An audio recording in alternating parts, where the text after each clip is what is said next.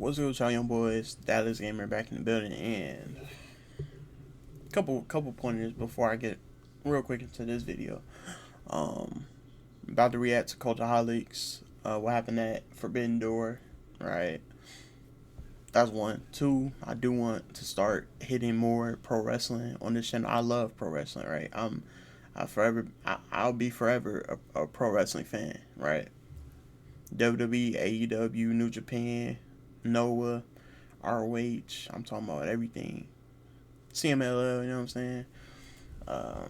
You know, and any of the big shows that I feel like touch me enough to where I can comment on it, I'll comment on it, you know what I'm saying?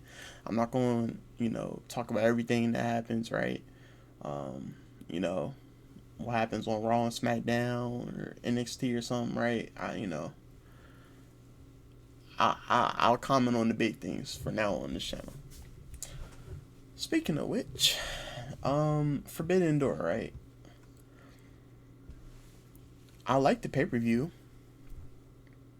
My only issue is if it's a AEW and New Japan collective, right? If it's a collaboration between the two, why does it feel like an AEW event with some New Japan stars thrown in? You know what I'm saying?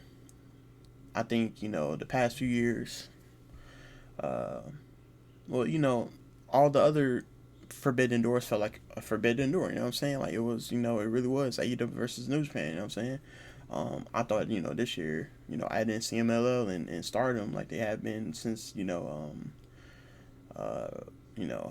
Wrestle Kingdom, whatever, the pay-per-view after Wrestle Kingdom, when all of them was in Japan, I'm thinking, they're all going to be, collaborating a couple times a year, This felt like more of an AEW event, with New Japan. They only had, they were in, London in 2002. They had Michael Oku, you know what I'm saying? Love Michael Oku. Representing Rev Pro. But, they had CMLL, Persephone, love Persephone, respectfully, you know what I'm saying? And, what was it? They had the War Dogs on the pre-show. Hiromu Takahashi versus Kyle Fletcher. Love that match, you know what I'm saying? And what was it? They had Hiroshi Tanahashi in the main event, I mean, like, you had the AEW Championship. If it's Forbidden Door, why isn't, everybody challenging for it, from different promotions? That's all I got to say, It didn't feel like, a joint promotion event. It felt more like a AEW event with, throw a few bones here and there to different promotions, Not to take away from the quality of the event. I did enjoy the matches, whatever. Anyway. All Elite Wrestling's annual Multiverse Melee emanates from the banks of the River Thames. I'm Tom Campbell from Cultaholic Wrestling, and this is what happened at AEW Forbidden Door 2025. 0 Hour opened with Lio Rush and Action Andretti teaming with the Don Callis families, Josh Alexander and Hechicero, with Lance Archer in their corner, against the IWGP Junior Heavyweight Champion El Desperado. How I forget about Despy and Uemura? I'm stupid. Anyway, Roderick Strong. The crazy enough, the pre-show felt more like a Forbidden Door than the actual main. Anyway. And Kyle O'Reilly and Yuya Uemura. Some strong tandem offense on show from Crew and Paragon, who work the lion's share of this one. Late into the match, Alexander and Uemura mix it up. This leads to everybody getting involved in and out of the ring, and Action Andretti wiping almost everyone out. Hey, yo, shout out to Yuya Uemura, bro, because he did just take place in the G1, bro, and, that is a very crazy schedule, and then, coming over to the UK. Shout out to that nigga, bro. Out with a corkscrew dive. It leaves Yuya in the ring to drop Lio Rush with a deadbolt for the win. Crew and the Callis family attack post-match, but Tomohiro Ishii storms slowly to the ring where he and Lance Archer... Now we gotta go help people customize and save hundreds with Liberty Mutual. Maybe where's the golf cart? to get into it. The Murder Hawk gets a chokeslam blocked, and the Stone Pitbull lands an impressive stalling brainbuster. Kyle, Desperado, and Uemura thank Ishii for the assist, but Roddy pulls Kyle away from the in-ring celebrations. You're my friend now. A fun 8-man tag to start the night. We roll into a 6-man tag with Ricochet and the Gates of Agony against Jet Speed and Michael Oku. Goa get going early, beating down Jet Speed at ringside, but their cockiness sees them get caught with drop kicks to the face and slaps across. Hey, I gotta be honest, man. I love seeing Michael Oku get, you know what I'm saying, international coverage, you know what I'm saying. Michael Oku is such a great wrestler, man. Nah, I don't want to glaze that dude, At least one Baldy Heed. Oku's Fosbury flop attempt sees him pounced out of the ring by Toa. It leads to a prolonged beating for Oku. A hot tag to Kevin Knight turns the tide as Jet Speed get a near fall off a Hurricane Rana powerbomb combo. Oku gets redemption and Fosbury flops Ricochet before landing a frog splash for a very near fall. Mike Bailey and Kevin Knight wipe out the Gates of Agony and Oku lands a lion salt and locks in the half crab on Ricochet. But Bishop distracts the ref so Ricochet can rake Oku's eyes. From here, the gates open for Oku, leaving him open for Ricochet's Spirit Gun for the win. Yeah. Our second All-Star Tag match sees Tekla, Sky Blue, and Julia Hart team with Megan Bayne to face Willow Nightingale, Queen Aminata, Harley Cameron, and Chris Statlander. This was like the first match of, you know, this is just AEW. That was how I felt about it, right? I'm like, you know, like if, like you have access to, I'm not gonna say, you know, all the top stars, but, you know, you can have most, you know. I get that they were building this up, right? They built it up on Collision for sure. It's been going on Queen Aminata and Tekla for, you know, a month now or whatever. Love seeing them go out, you know what I'm saying? They be trying to kill each other. But, you know, this was like the first match where, you know, this felt like it's AEW. And it was, right? It was just AEW. That's all. Quadruple baseball slides punctuate an early lead for Team Willow, with Julia taking a pasting until the teamwork of the Triangle of Madness makes the dream work and brings Statlander down to earth. Megan Bayne double slams Willow and Aminata before diving onto bodies outside, leaving Chris isolated. Eventually, Harley Cameron gets her first piece of the action, and the Megasus feels the wrath until she drops a diving Harley to the canvas. A fresh Aminata doesn't have much more success battling Bayne until the Queen counters a tombstone with a Hurricane Rana. Aminata will then brawl up the ramp with Tekla, this match continuing with Harley Cameron once again facing a powerbomb, but using her face mask as a weapon to break it and get a near fall off a satellite DDT. The Triangle attempt to triangulate, but Willow pounces the tar out of Sky Blue outside the ring. A short while later, Bayne finally lands that big powerbomb, running powerbomb style onto Harley Cameron to pick up the 1-2-3 for the baddies. The final match of 0 Hour sees the trios titles on the line. The Ops facing the... Let me say that. Let me get this out right now, bro. Anytime I see Bullet Club, bro, like, I get happy. Like, what can I say, bro? You know, I just know it's gonna be a great night of wrestling. You know what I'm saying? Let me not say that, bro. Anyway, I'm glazing. My bad. Hey, shout out my guy Chase Owens. You know what I'm saying? Love that man, bro. One of my favorite pro wrestlers, bro. I'll get into that one day. War Dogs. Sure. Shibata's Connors to start before Samoa Joe and Maloney exchange power moves. Robbie You're not even Bullet Club no more, my bad. X attempts to show off his speed, only to have Joe nonchalantly avoid a dive. Oh, Joe. War Dogs get a look in when Connors drags Shibata outside and throws him into the barricade, whilst Maloney drives Joe into the steel steps. We'll see Powerhouse Hobbs eventually get that hot tag and devour the War Dogs as meat chants rain down. A chop block from Connors sees all three of the Bullet Club War Dogs go to war on Hobbs. A high-low and a corkscrew splash, however, does not keep the big man down. He'll retaliate with a spine buster before tagging in Samoa Joe. The end comes when Gato attempts to interfere, but gets low-blowed with the ropes for his trouble. Amongst the chaos, Samoa Joe lands a muscle buster onto Robbie X to retain the trios titles. Yeah. Forbidden Door opens proper with Adam Copeland and Christian Cage teaming for the first time in over a decade to face Kip Sabian and Killswitch. All right, okay. Let me not say, I'm just repeating myself at this point, but, you know, again, right? On the Forbidden Door pay-per-view, you're going to open up with a AEW match. Like, okay. What I've come to expect from Forbidden Door, you know, ever since the inception is we're going to have the Japanese ring announcer for when New Japan comes to, hey, you know, goes overseas, right? I don't know his name, right? But he's awesome, right? He's going to go crazy on that mic, right? Justin Roberts is going to be, you know what I'm saying, Justin Roberts and that nigga, bro.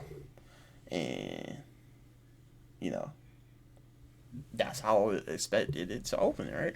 You know what? It's okay to have, because, you know, you can't have all of the stars from everyone, right? It's okay to have 1 or 2 AEW matches, you know? I love wrestling, you know? More wrestling, you know, the better, right? not when it's majority of your card. You know what I'm saying? And, you know, that's really the main. You know, that's the main.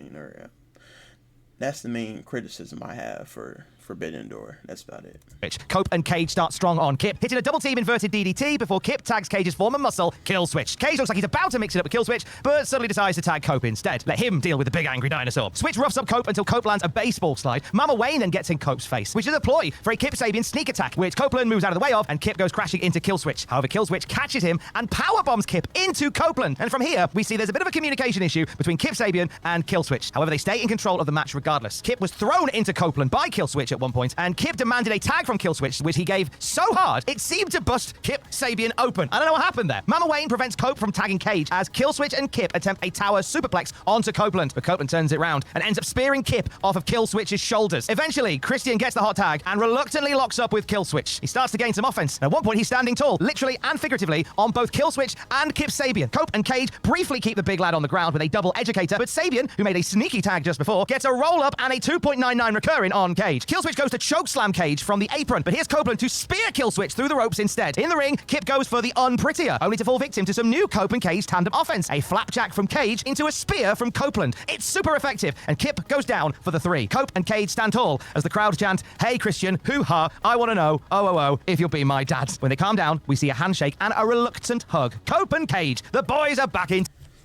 You know, as a Dallas gamer, right, you would expect me to, you know, throw some dad jokes here, right? Nah. My pro wrestling dad is Kevin Kelly, right? My Twitter, you know, me and him on Twitter, like we've interacted, bro. He's my wrestling dad now. He told me to go clean my room. I'm like, bro, you're not my dad. Down. Next, the AEW TNT title is up for grabs. It's Kyle Fletcher defending against New Japan's Hiromu Takahashi. The challenger has Kyle on the back foot until Fletcher boots the challenger to slow the match way down. Fletch shuts down Takahashi's comebacks, keeping in control with some simple yet very effective body slams. A Hurricane Rana and a Poison Rana to the outside puts Takahashi in the driving seat. Both men exchange explosive offense. A half Nelson suplex from Fletcher, a German suplex from Takahashi, and a Michinoku driver from Fletcher for a near fall. Hiromu stops Kyle from launching off the top, but gets an avalanche victory roll countered into an avalanche back suplex, followed up by a high-angle Liger bomb. Man, I ain't gonna lie, that back suplex was something crazy. Like, if you seen it in real time, bro, like, Kyle Fletcher started off, like, middle rope, right? He's like, okay, I'm about to hit you with a back suplex. But then he turned his right foot and put that on the same rope the left foot was in. You know, he turned, it was crazy. It was crazy. Really athletic, you know what I'm saying? Things I'm gonna do that one day, you know what I'm saying? Both only yielding 2 counts. Fletcher starts laying in the strikes here, but Takahashi laughs them all off as he wobbles around the ring, smiling. A big boot from Fletcher leads to just a 1 count, much to the shock of Fletcher and the 0-2. Fletcher goes for an apron brainbuster, but Takahashi reverses the polarity and follows up with a sunset flip bomb to the floor and a whopper of a lariat in the ring, but it's not keeping Fletch down for 3. Fletcher once more goes for that elevated Liger bomb, but Takahashi counters mid-air with a destroyer for 2. They battle back and forth over a tombstone piledriver. Kyle wins, but his prize is only a 2 count. 2 big running kicks to the corner from the champion. One to the back of Takahashi's head, one to the front. Followed up by a sheer drop brainbuster is what seals Takahashi's fate. Yeah. Kyle Fletcher retains the TNT title. With Fast Signs, see the visual possibility in your business. With signs and graphics, you can... The Forbidden Door is wide open in the next one as Mercedes Moné puts her TBS title on the line against CMLL's Persephone, AEW's Alex Windsor, and New Japan's Bozilla. No, look, bro. When I tell people in my personal life, like, the type of girls I like, bro, Bozilla is that, like, I like the tall girls, bro. With most, like, and then when I say that, they be like, oh, you want a man? No, bro, I want a tall girl muscle. Like I said, bro, I'm saying it in English. The only language you know how to speak, bro. But then, you know, because I'm such a nice guy, you know, I know, I'm like, because I be having my smartwatch with me, my Apple Watch. I'm like, hey Siri, how do I say I want a tall girl with muscles in Spanish? Then they all get pissed off, like, oh, I understand English, but you don't understand the simple words coming out of my mouth, bro. Anyway, Bozilla, my type of girl, bro. Respectfully, you know what I'm saying?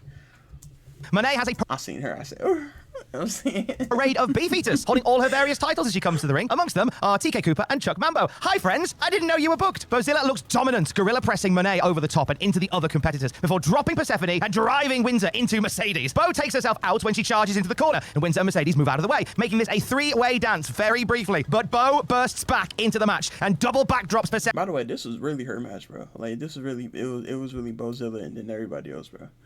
I really did enjoy what they did with her, bro. They let her shine for real. Persephone and Windsor. Sure. Monet monkey flipped into Bozilla, and Persephone and Windsor help bring her down. Monet's attempt to crossbody Bo is fruitless until Windsor cannonballs into them. Persephone lands a dive through the ropes as to not feel left out of all the chaos outside the ring. A series of pin attempts by Persephone, Monet, and Windsor go back and forth until, yep, Bozilla explodes back into the match and bear hug belly-to-belly slams Persephone. A flurry of missile dropkicks and meteors puts Bo down once again, but she rejoins the action just in time to complete a doomsday superplex with everyone involved. Windsor and Persephone get into it until Mercedes takes them both down with a crucifix pin and a double statement maker, but it gets broken before a tap out. Windsor fires back and puts a double scorpion deathlock on Mercedes and Persephone. Bro, this is like the moment, bro. I'm like, yeah, I definitely gotta keep up with her, bro, for sure, bro. Cause she stepped on their hands, were crazy, bro.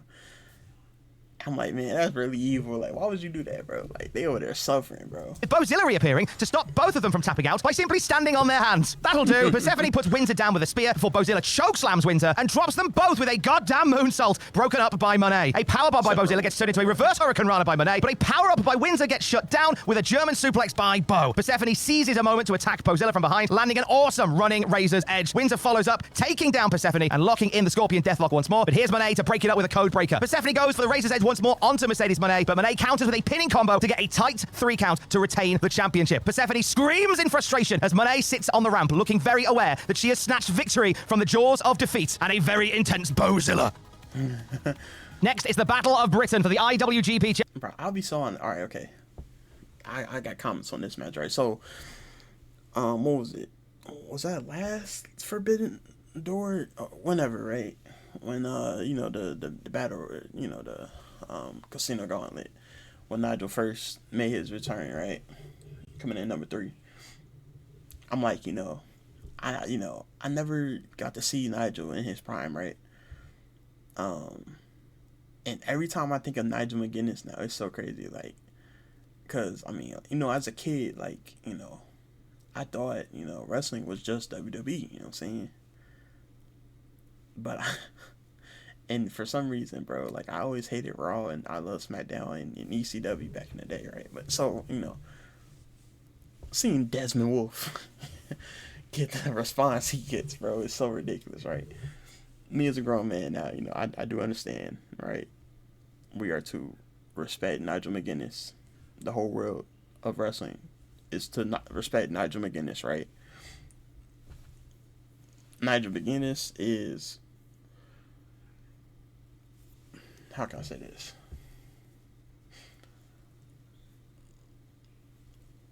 When I seen Carlito versus freaking Ric Flair, when Ric Flair was like IC champion and if he was going to lose, he was going to retire or whatever, thinking about that, right? Like, one technician to another, generation to generation. This is how I felt watching Nigel McGuinness versus ZSJ, right? Like, Zack Sabre Jr. is the modern day technician using modern day technician techniques. Nigel McGuinness is the 2000s technician, where it's like, there's some technical, it's a lot of technical, and that lariat, his lariat is really insane. I ain't gonna lie, bro. Yeah, he do got a crazy lariat. I ain't gonna lie to you, bro. So seeing, two different kinds of technical, with arguably two of the best kind of technical of their eras. You know what I'm saying? ZSJ was, king of technical until Bryan Danielson became Bryan Danielson again, really, let's be honest.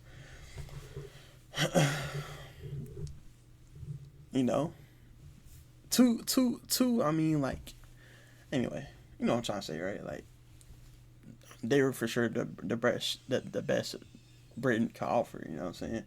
If we're not talking, all of the British greats, Nigel McGuinness and ZSJ, like, for sure. Like they both should be in your top 5 or for definitely sure for damn sure in your top 10, bro.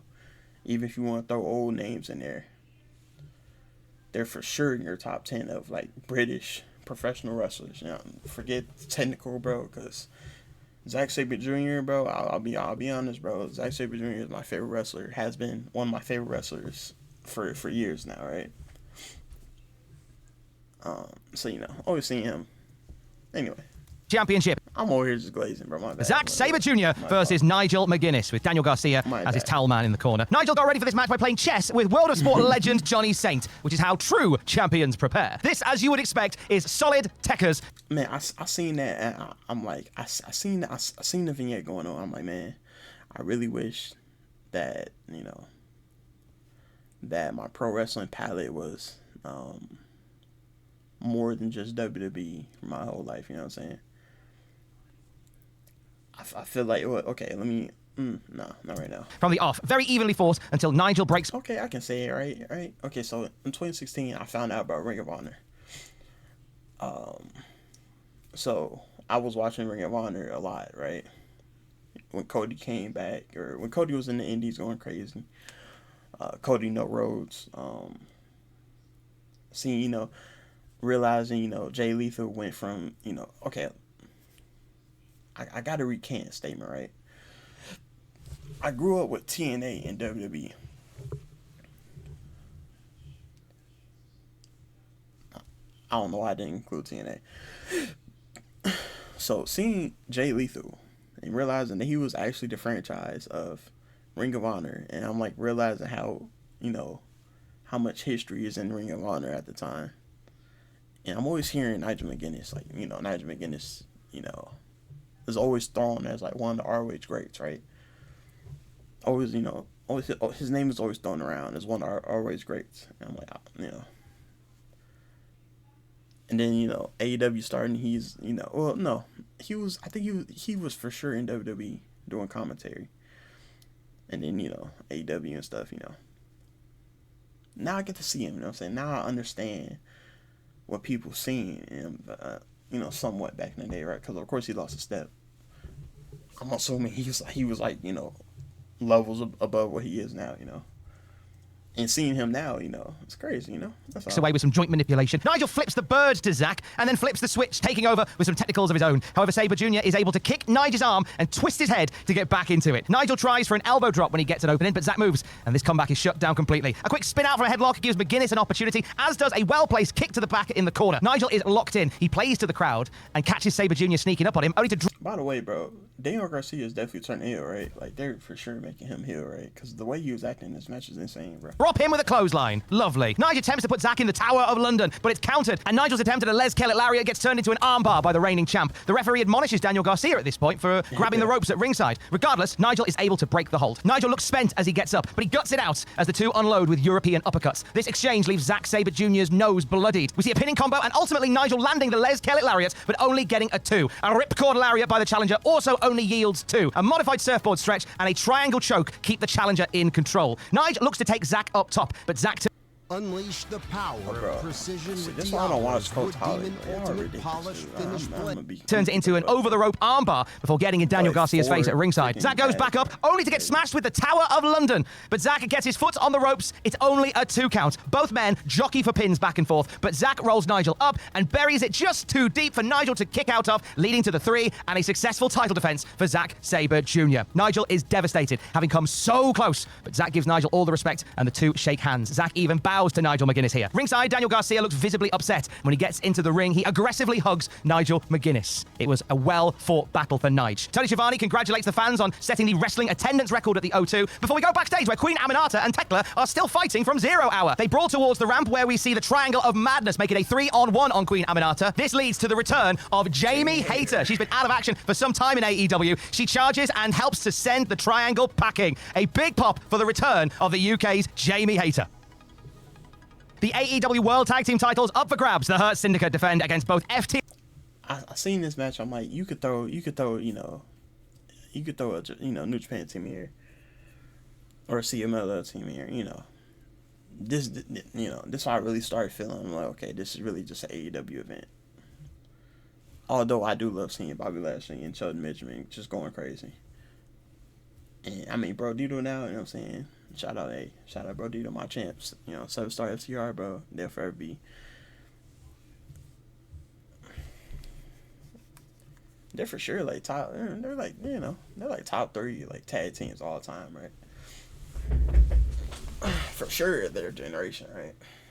FTR and Bro Dito. FTR single out Bobby Lashley, while Bro Dito single out Shelton Benjamin. And with the Syndicate hurting, it becomes FTR versus Bro Dito for a little bit. However, the champs will recover. They'll get back into the mix. Bobby and Shelton working over Dax until Bandito gets tagged in. A high-flying flurry from Bandito, but he gets dropped with a flapjack and smashed into the barricade, and then just proceeds to take a shoeing for a long time. FTR refused to tag Bandito, so his punishment continues at the hands of the Hurt Syndicate. Bandito gets denied a tag for the longest time until he lands a desperation springboard corkscrew, giving him an opening to bring Big Bad Brody into the contest. Everybody around Brody gets put on ice as the King does King things, including a tree slam and a double FTR-sized cannonball. The Beefy Boy showdown that we've all been waiting for between Bobby and Brody gets underway from here, with Bobby landing a one-arm spinebuster that has zero effect, leading to Brody sending Bobby out of the ring with a clothesline. Shelton gets into it. He starts suplexing anything that moves until he's stopped by a Cash and Brody shatter machine. Cash dives onto the Hurt Syndicate outside the ring, and he gets caught by both members, but Brody King barrels into him to take him down. And then Bandito takes everybody out when he moonsault fall-away slams Dax off the top rope to the gosh darn floor. As the bro,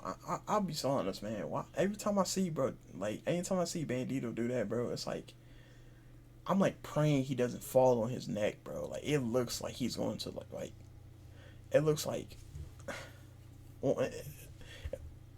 I look at it the same way I look at the Muscle Buster, right? Like every time I see the Muscle Buster, I'm like, please don't rip your neck open. You know what I'm saying? Like every time I see Bandito hit this freaking follow slam, right? Off the freaking top rope. It's always a top rope, dude. I'm like, bro, don't kill yourself, bro. Like, it always looks like he's just about to, too. Like, he always flips over, you know. Man, don't hurt yourself, bro, please. Dust settles. 2 masked individuals appear in jackets and brawl up the ramp with Bobby and Shelton. Stokely. Bro, I seen that. I'm like, this is GOA for sure. I'm like, why are they cosplaying this? And I seen that. I'm like, maybe they're going to be in a World Tag League this year again. I don't know. Hathaway. I would love to see that, by the way. Love GOA, bro. Hey, Bishop Khan know me, bro. Hey, the Khan has spoken, bro. Introduces a steel chair into the ring at this point, and Dax crowns Brody with it as he flies towards him. The masked individuals turn out to be Ricochet and the Gates of Agony, and they battle up the ramp with the champs from here. The end comes when Brody monkey flips Bandito into Dax, and Bandito covers. But the cover kind of gets broken accidentally, and... Bro, I seen this, bro. I'm like, bro, Bandito was so excited. He forgot to freaking pin, bro. I'm like, this nigga's ridiculous, bro. The ref stops the count. Cash gets into the ring, seems to miss his cue to break up the cover, so Bandito just covers Dax again. The ref counts 3, and just like that, we've got new champs. A very messy finish, but a big win for the very popular Bro Dito, who are new AEW World Tag Team Champions. The AEW Unified Championship takes center stage next as Kazuchika Okada defends against Swerve Strickland. There is tension from the off. Okada goading Swerve until Swerve starts swinging.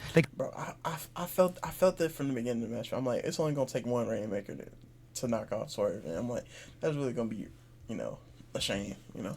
Go outside the ring before long, with Swerve dropping Okada with a somersault dive. Swerve starts limping afterwards, seemingly tweaking his knee on the way down, but he cheers up when he hears the crowd at the O2 singing Swerve's House to the tune of Madness, Our House. Swerve is flipped over the top a short while later, and once again, that bomb knee gives him some issue. It gives Okada a chance to seize control with a baseball slide and a DDT onto the steel steps. Swerve pushes back, both he and Okada exchanging strikes in the center of the ring. Swerve bringing it to a halt by dropping Okada with pay dirt. The fight goes to the top rope, where Swerve lands a backdrop from the very tippity top rope for a near fall. Swerve follows Okada outside the ring, but tweaks his knee once again as he lands on the floor. This gives Okada an opportunity to hit a tombstone pile driver onto the floor of the O2. Okada looks for the Rainmaker, but Swerve blocks it with a house call. An Okada dropkick prevents yet another house call, and Swerve avoids a Rainmaker to land a Swerve stomp. But again, that bad knee slows him down, and by the time he covers, Okada has recovered, and it's only a 2. Okada pushes Swerve off the top rope, and Swerve gets his bad knee caught in the turnbuckle pads. Okada keeps the pressure on with a shin breaker on the top rope. He then lands a dropkick, but Swerve hits a desperation house call. He misses the second one, leaving him wide open for the Rainmaker to make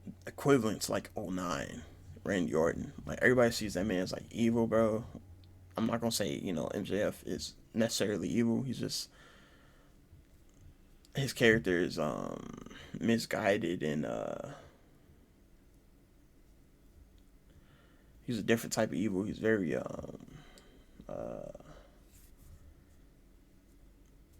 I don't know, jealous. It's more jealousy than just outright being evil. As well. All hangers drop in bangers at the start until MJF drives Page headfirst into the ring post. Friedman gets Page back in the ring where he unloads with strikes to the head, and just as Page starts fighting back, we see MJF gouge the eyes. MJF rattles Page with a sudden spike pile driver, but it only gets 2. He is very much in his pomp here, breaking down Page, even biting his head whilst on the top rope. Page returns the favor, biting MJF and landing a top rope clothesline to get back into the fight. Page sends MJF over the top and hits a moonsault to the floor. Back in the ring, Page looks for the buckshot lariat, but MJF collapses on the ropes nearest to Page. Turns out to be a ruse and goes for the heat seeker, but Page throws him off and into the middle of the ring. Bro, why I'm becoming a pro wrestler, bro? I'm definitely stealing this move, bro. I'm calling it the meat seek, bro. Straight up, bro. Like, this is factual, bro. This is what's going to happen, bro. He leaps for the buckshot, but MJF catches the lariat arm and takes Page down to the salt of the earth. Page rolls through, turns it into a crossface. MJF rolls through, turns it into a headlock. It brings the sequence all the way back to where they started, ending with MJF catapulting Page into the ring and landing a cutter and a package DDT, but only getting 2. It's furniture time as MJF brings a table over to the rampway and lays Page on top and ascends the ropes. Page able to get to his feet in time and lands a moonsault to the floor into a tombstone pile driver. Page puts that table that MJF brought with him to good use, dropping him with a dead eye all the way through it. It could have been the end of the night, but MJF was close enough to the ropes to get his foot on them before the 3 count went down. Outside the ring once more, MJF takes a little beat on a steel chair. But as Hangman charges, he maneuvers to drop toe hold hangers onto it. MJF, back in control, lands a horrible looking running tombstone onto Page through the remnants of the table. Maxwell rolls into the ring as the ref starts the count. Page wills himself up and gets back into the ring at 9.99999 recurring. Almost went a bit wrong when he slipped on the table, I think, but I think that added to it. MJF pulling out all the stops here and pulling the turnbuckle pad off. He goes to throw Page into it, but Page reverses him and sends him flying into it instead. Are you tired of uncomfortable bras that dig, poke, and just don't fit right? We deserve... Well, once I monetize this channel, the first thing I'm doing is using it to buy YouTube, whatever, premium, whatever, so I don't get ads, A face of claret looks out on the crowd as they chant, "You deserve it." Page and Friedman swap strikes before knocking each other down with discus punches. Back to their feet, they lobby for a tombstone pile driver, which becomes rolling pin attempt and a dead eye out of nowhere for a 2 count. MJF reaches into his trunks and pulls out the dynamite diamond ring, trying to rile Page into hitting him with it, getting himself DQ'd and giving the title to MJF. Yeah. But Page decides to spit in the face of MJF instead. Page goes for the buckshot and nearly strikes the referee by accident, but MJF pushes Page into the ref and the ref goes down anyway. Referee distracted, MJF cheap shots Page and hits a heat seeker. The referee counts 3, but does not see Hangman Page's foot on... Yeah, that was BS, right? Like, for sure that was BS, right? He did count 3, and he didn't see his foot. So that was a win, right? Like, for sure, on the ropes. The ref does not call for the bell. MJF thinks he's won the title. At this point, Mark Briscoe attempts to run in to get MJF, but security pull him away. Right, hello, TK Cooper. He didn't call for the bell, but he did count 3.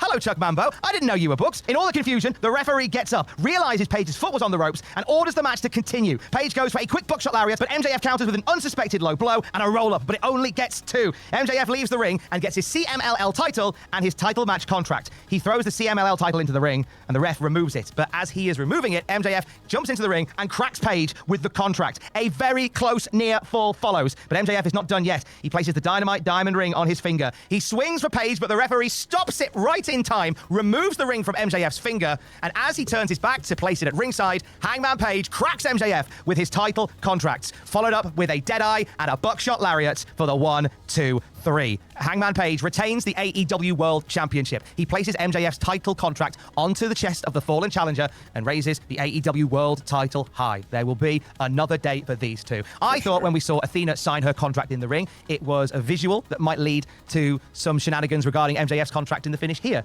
I don't think I got the right message there, but it was a wild and woolly semi-main event for Forbidden Door. Again, so, I mean, in the post-media scrum, Tony Khan specifically said that you need at least a week's notice so they can promote the match. He framed it as, promotion, right? Like, everybody wants to know when the match is going to happen, and he doesn't want it to happen like that, right? He wants an actual match for it. You know what? I heard that. I'm like, you know what, man? That's, that's very, you know, different enough to where, you know, this isn't just another, you know, another Money in the Bank ripoff, right? This is its own thing now, right? And I like that. I like that change. This brings us to our main event of the evening, the lights-out steel cage match pitting Darby Allin, Hiroshi Tanahashi, Kota Ibushi, Kenny Omega, and Will Ospreay against the Young Bucks, Gabe Kidd, and the Death Riders. Ospreay has an I think the only thing I didn't like is, you know, Gabe Kidd didn't get his own entrance, bro. Like, she just, you know, he's not Death Riders. He is very much still freaking War Dogs. You know what I'm saying? mighty video package that shows his story, narrated by his real-life other half, Alex Windsor. Knowing this will be his last appearance for a while, it's bittersweet that he should go out in the main event. Oh, I didn't know he was married to Alex Windsor. They got a kid together. Okay, go crazy. Of the UK pay-per-view. Ospreay is visibly emotional as he walks towards the ring. To lighten the mood, the Young Bucks have had a nightmare with their elaborate entrances since they lost their EVP ship. Tonight, they came to the ring with awful Tron graphics and Hansen's Mbop, which was a delightful bit of levity before the horrors that awaited. It's carnage from the bell. We get Tanahashi's air guitar within a couple of seconds of the match started before it's cut off by Gabe Kidd, leading to an exchange with Gabe Kidd and Ospreay, concluding with a tumbling dive. By the way, can I say, bro, I'm going to say it on this video so it's documented, but Gabe Kidd, for me, has had, in the past 2 years, had like match of the year for me. I'm gonna start doing it on the channel now. Like every year I'll have, like, you know, I'll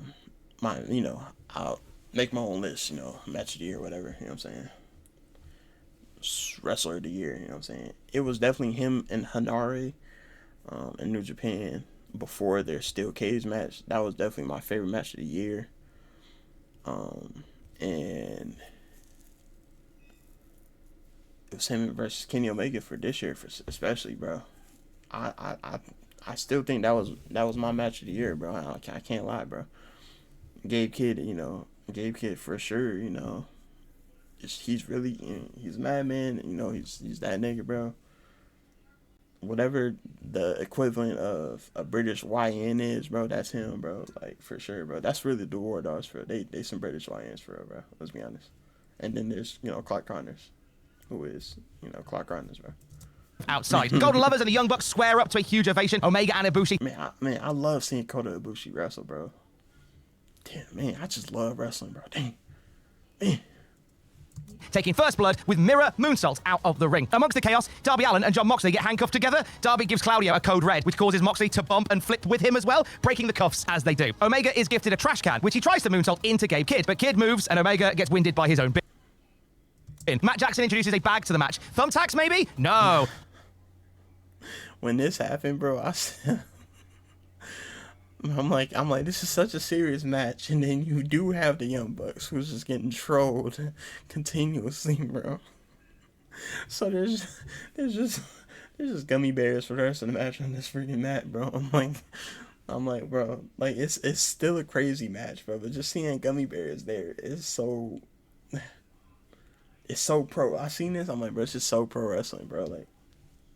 Gummy bears, which Nick Jackson gets his head driven into by Tanahashi, and Matt Jackson is forced to swallow by Omega before he gets a powerbomb German suplex combo by the Golden Lovers. The Bucks start wiping people out with a ladder. Darby eats a powerbomb into it and a senton through it. A bloodied Will Ospreay goes to break Moxley's neck with the steel chair, but Gabe Kidd saves him from oblivion and pile drives Will onto his already compromised neck. The Bucks and Claudio put the boot to Omega, and as Claudio swings Kenny, Nick Jackson wipes out Kota Ibushi with a springboard attack to the outside. Ibushi does recover in time to receive super kicks and a TK driver, but Darby Allin breaks up the cover. For his trouble, Claudio hurls Darby out of the ring and into the cage wall. This leaves Tanahashi. I swear, every time Darby's in a big match, like, he's always getting destroyed in some way.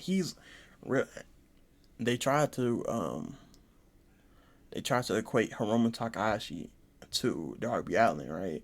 For people who never seen Hiromu Takahashi wrestle, right?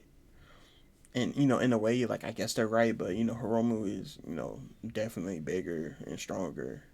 They're still, both of them are super fast for sure, bro. I mean, like, that's, and they're both super fast, and they both really do some stupid things, bro. But Hiromu, you know, he's not. No. For Darby Allin, his comparison, if you've never seen Darby Allin wrestle, his comparison to WWE is for sure Spike Dudley, bro. Darby Allin is for sure the one dude who's going to take a choke slam from the ring to the floor. Nobody there. Just going to straight back to the floor. Straight getting destroyed, bro. He's the one who's going to take a double, whatever that is, a double spine buster through a table and miss the table completely, bro. From the ring to the floor. Like, he's for sure AEW's Spike Dudley, but he gets treated way better because he's multiple time TNT champion, you know, tag champion. He's definitely going to get that world title, bro. If he doesn't, bro, there's no if he doesn't. He's definitely going to be world champion before long, for sure. Actually on his own against the entire opposing team. And for a man with no knees, he holds his own until Moxley drops him with a DDT. Darby... Bro, it was so surreal seeing freaking Tanahashi in this match, bro. Because, I mean, once you do realize, bro, he really doesn't have any knees, bro. Like, he's going to say it, but the finish to this match was so freaking ridiculous, man. Like, him getting up those ropes, it looked like a struggle, bro. Him in the G1, by the way, bro, he did just wrestle in the G1, and he did wrestle in the O2 for the last time in the UK, bro. In this freaking match, bro. He's a part of, I mean, match of the night for sure, bro. This was match of the night. Like, I don't think anybody... no other match comes close to this. I mean, no. This is for sure match of the night, and always give respect to that man, Tanahashi. He becomes the focus here as he is taped to a steel chair, and Jon Moxley drives a fork deep into his... Bro, man, I was trying to forget this, bro. All right. Ear. Darby responds by spitting in Mox's face before getting slammed, steel chair and all, to the canvas. Bro, they did a close-up on this man's ear, bro, and when I tell you, bro, he's leaking from the ear, bro. I'm like, bro, when Randy Orton took a freaking screwdriver in the freaking Jeff Hardy's ear and get the twist in that, and we're like, you know what I'm saying? We're all like, don't rip his ear. Jon Moxley literally ripped this man's ear open, bro. Tell me Darby Allin is not Spike Dudley, bro. And I'm calling you, you are a liar, bro. You're a known liar at that point, bro. That spot was so ridiculous, bro. He's like, it was bad. It was very bad, bro. Crazy. Barbed wire tables are introduced now, and more tables are stacked up outside the ring. Tanahashi's taken down by the Young Bucks, but Ospreay breaks up the cover and lies on top of Tanahashi, protecting him from further assault. Mox goes to paradigm shift Will Ospreay, but Will... By the way, bro, so who went through... It was Darby Allin and Gabe Kidd who went through the tables on the outside, bro. The crowd was saying, please don't die. And the whole time I'm thinking they're saying, you sold out, bro. Maybe they did say, I don't know. When I was like hearing it live, I'm like, bro, they saying you sold out, bro. I'm like, all right. Like, no way they're hating on this man this bad. Will drives him back first into the pub. But yeah, they just said, please don't die. That's what I thought they said. Wire board, and with that, Kenny Omega comes alive and clears house on the Bucks and Gabe Kidd. It leads to the Golden Lovers hitting Dragon suplexes on Matt Jackson and Jon Moxley simultaneously, and then Omega landing the Terminator dive to the outside. Tanahashi is now seen climbing up a ladder at ringside, but Will Ospreay and Kota Ibushi talk him out of it. Will insists that he'll be the one that goes up top, and he does. He ascends the cage and hits a moonsault onto everybody. Crazy. Well, not everybody, as Gabe Kidd and Kenny Omega have a showdown in the center of the ring from here. Both men lay strikes on one another for a good long while, Omega eventually taking Kidd down with running knees, only to get invited to a super kick party by the Young Bucks. Ospreay, now supercharged, wipes out the Young Bucks with running elbows and lands a styled splash on Gabe Kidd. Together, he and Omega hit a combo V-trigger hidden blade, but the Death Riders break up the cover. Omega and Moxley stand tall, with both men hitting running clothesline. I still think the house call hidden blade combo is way better, bro, to me. I don't know. And at one another until Omega lands a couple of V-triggers and the one-winged angel, which is barely broken up by Claudio and Nick Jackson. Outside the ring, Wheeler Yuta is ascending the steel cage. Darby goes up to meet him and lands a barrage of punch. Bro, these are not WWE tables, bro. These are AEW tables, bro. This is not gimmick tables, bro. Look.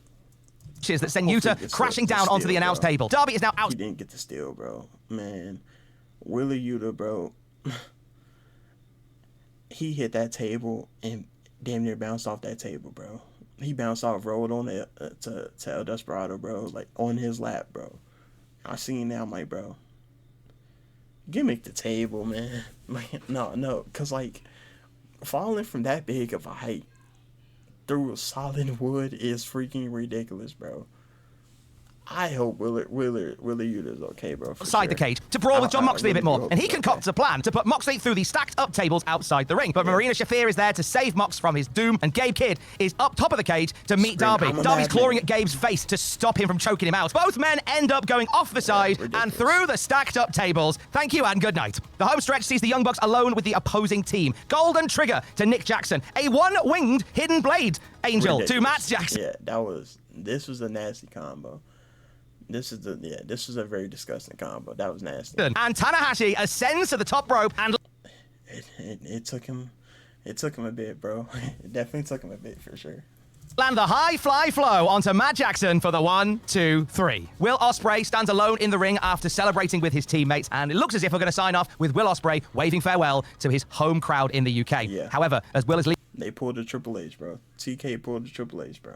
leaving the ring, Claudio strikes Will Ospreay. Mox and Claudio are still in the cage. Marina Shafir locks the cage door, and Will is suddenly alone in the cage with 2 of the Death Riders, and he is beaten into oblivion. His team cannot get in there. They just have to watch helplessly as Ospreay gets a shoe in. Claudio places a steel chair over Ospreay's neck, and we fear the worst. The Ops rush to the ring, but it's too late as Mox lands the killer blow and crushes Will's neck within the steel chair. Eventually, the cage is lifted, and the Death Riders... I love that move, bro. It's so safe, but it looks so brutal, like, in the moment, bro. But you know it's such a safe move to pull off, bro. Scurry away. Storyline-wise, like, it's crazy move to through the crowd. We go off air with Will Ospreay not moving a muscle. Yeah, bro. That was for sure Forbidden Door, bro. No advertisement. Anyway, yeah, that was, again, great event. Great event, good night of pro wrestling. Now let me go back. Yeah, I like that lighting better. Good night for pro wrestling. The only thing is, again, if it's it's called Forbidden Door, why is it, majority of the matches are AEW matches, you know what I'm saying? Like, I compare what happened Wrestle Dynasty. That's New Japan. When everybody was in Japan, CMLL. It was CMLL, AEW, Stardom, and New Japan in Japan, right? They did a better job making it feel like it was an inner promotional war. You know what I'm saying? Like, it was ESJ versus freaking Ricochet as the main event. You know what I'm saying? This was. I still feel like this main event. Don't change the main event, bro, but you could add, you could for sure add New Japan and CML elements. You know what? I would probably still keep the singles match for Athena and Toni Storm, but other than that, bro, like, you gotta make it feel like a Forbidden Door, bro. Like, I just feel like AEW failed in that perspective. For this year, I don't know if they're gonna do it again. I was hearing rumors on Twitter. You know what I'm saying? I'm trying to be more on Twitter now. Hearing rumors on Twitter that it's probably gonna be the last Forbidden Door. I'm like, again, as a pay-per-view, this is not a bad pay-per-view at all, bro. This is very enjoyable, very good pro wrestling all around. I think it was very predictable. I think it was just but being predictable doesn't mean that it's bad at all. I went in. I'll start making videos more about it, but I had my own predictions, right? All my predictions hit. You know what I'm saying? Everybody I thought was gonna win won. That was it. With that being said, though, it was a great night of pro wrestling. This is gonna come out early Monday morning, because it is early Monday morning for me now. You probably hearing my voice. I'm gonna take my melatonin and go to sleep though. That being said, bro, I'm out. Peace.